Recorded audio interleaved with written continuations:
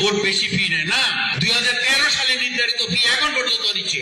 আমাদের স্যাররা 100 টাকা চায়, 70 টাকা পায়। সেই কাজের জন্য 100 টাকা পাওয়ার কথা, আমার স্যাররা পায় 70 টাকা। আমরা ছাত্র থাকতে 200 পেজের খাতা কিনেছি কয় টাকা? 20 টাকা। এখন 120 টাকায় কিনতে হয়। টাকাতে 1 টাকাও তোমাদের আমরা বাড়তি নিচ্ছি না। এখন সামনে নিব, আন্দোলন করলে 20 টাকার কাগজ যদি 120 টাকা হয় তাহলে ফি বাড়বে না? অবশ্যই বাড়বে। আগে 10 টাকায় খাওয়া যায়, এখন কি 100 টাকা নিতে খাওয়া যায়?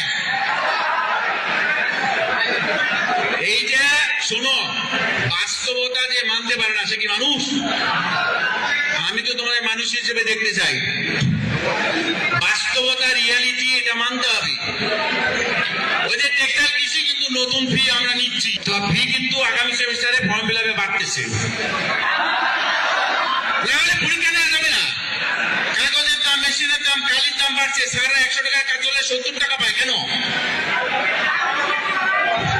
বেশি বাড়বে না, কেউ টাকাইতে পারবে না। ভালো কথা বলে লাভ নাই। চেয়ারম্যান রুল আমি ঘোষণা করছি ইনশাআল্লাহ, কারণ আমি ন্যায় প্রতিষ্ঠা করার জন্য খুব শক্ত হইতে পারি।